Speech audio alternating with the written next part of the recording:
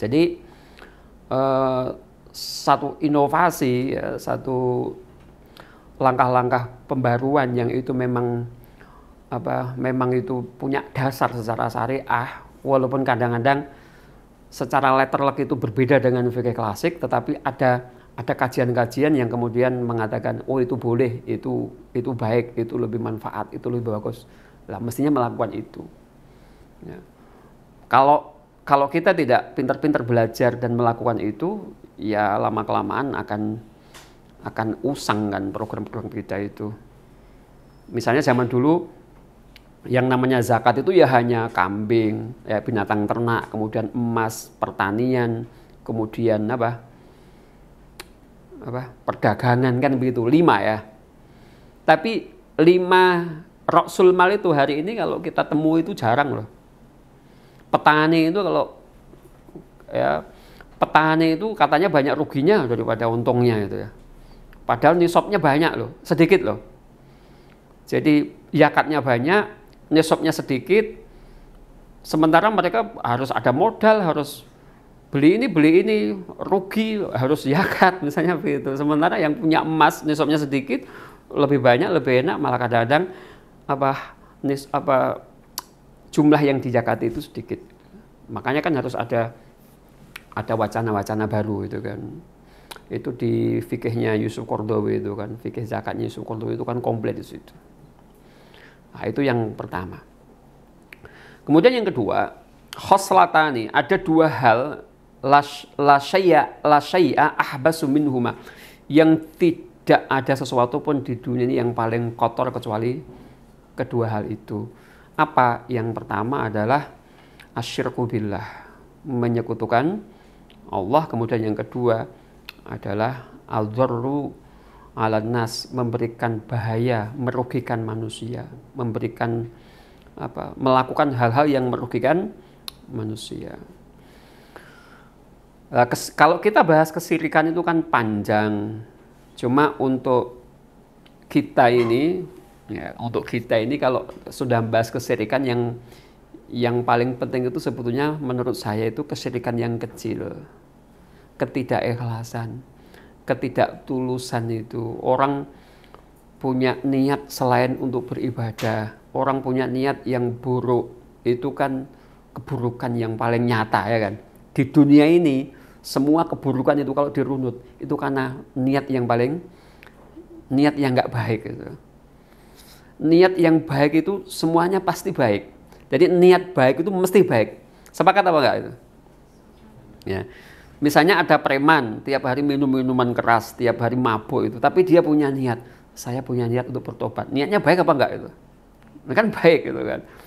Jadi niat itu mesti baik. Makanya niat yang baik itu nggak bisa dikritik. Ya, niat baik itu mesti baik gitu ya. Nah, itu pentingnya niat. Tapi niat yang buruk itu mesti akan membawa kerusakan. Di mana-mana kalau ada orang yang tidak punya niat baik itu mesti jadi masalah. Karena sumber keburukan itu ada pada niat yang tidak baik gitu kan. Nah, mungkin kehidupan kita ini kacau kayak gini karena ada orang-orang yang punya niat tidak baik. Kemudian yang kedua, al-dharru 'alan nas, memberikan madarat kepada manusia. Hidup merugikan manusia, hidup merugikan orang lain, memberikan bahaya kepada orang lain.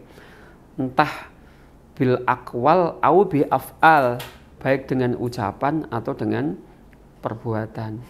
Intinya semua perbuatan kita yang itu menyakiti orang lain, merugikan orang lain, menimbulkan dampak yang buruk kepada orang lain, pasti akan ada tanggung jawabnya. Kalau dosa kepada Allah itu lebih mudah kan. Kita punya dosa kepada Allah, nggak sholat misalnya, nggak puasa, hutang puasa nggak dibayar misalnya. Ya. Kalau kita bertobat kepada Allah, istighfar, kemudian tidak mengulanginya, kan selesai. Pertama itu, ada amalan-amalan yang apabila kita lakukan oleh Allah dijamin itu akan menghapus dosa. Misalnya man shoma ramadhana imanan wa ihtisaban ghufira lahu ma taqaddama min dzambi. Orang yang berpuasa itu akan gugur dosa-dosanya. Kemudian apabila seorang muslim ketemu dengan seorang muslim, kemudian apa? Salaman. Itu kan tasakotot dunubuhum, ya, akan jatuh dosa-dosanya. Misalnya ittaqillaha haitsu ma kunta. Bertakwalah kamu kepada Allah di mana saja kamu berada. Wa'adbi sayyi'atal hasanata tamhuha. Ikutilah perbuatan yang buruk itu dengan perbuatan yang baik. Tamhuha, maka pasti dia akan menghapus.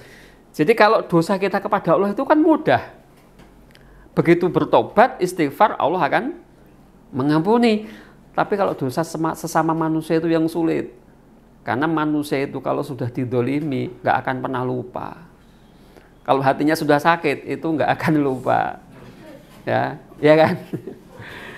Nggak akan lupa. Makanya ada bahasa, oke, kesalahan saya maafkan, tetapi hukum tetap berjalan. Wah, gitu kan.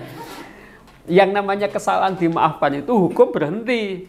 Sama seperti Allah. Allah itu kalau sudah memaafkan tidak disiksa. Tapi kalau manusia kan enggak, hukum tetap berjalan. Itu pentingnya minta maaf. Ya, pentingnya minta keridhaan. Pentingnya halal bihalal lah gitulah. Pentingnya seseorang itu membangun silaturahim. Kenapa membangun silaturahim itu bisa mengobati itu? Ya karena Rasulullah mengatakan man ahabba ayub syato fi rizqihi wa ayun sa'a fi asarihi fal yasil rahimahu, kan begitu.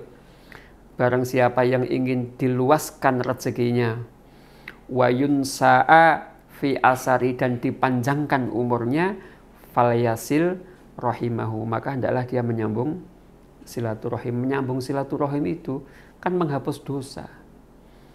Kita kalau punya dosa sama orang, misalnya minta maaf itu enggak bisa. Kewuh lah. Aku minta maaf yo, itu kadang-kadang gengsi itu kan. Tapi pengen islah, pengen baik. Gampang saja, pokoknya didatangi itu aja kan. Didatangi, bawakan makanan, bawakan hadiah, kemudian membangun komunikasi yang baik. Lama-lama kan baik sendiri, cair sendiri. Itu silaturahim. Gak usah ada ikrar sungkem-sungkeman. Nek wonten lepat kula nyuwun pangapunten, ngono panjang itu. Banyak basa-basi itu kan malah kadang-kadang itu enggak tulus. Ya, banyak basa-basi. Kita itu datang ke rumah orang tua kita, walaupun punya banyak salah, yang namanya datang, bawa hadiah, kemudian salaman, itu cukup akan terbangun komunikasi, hati yang kecewa sudah normal kembali, kan begitu. Enggak kayak sungkem, monggo lah nek jenengan punya budaya sungkem orang Jawa kan, tapi kan enggak syarat itu kan. Oleh itu silaturahim. Ya, itu pentingnya silaturahim dan halal ya halal. Karena itu.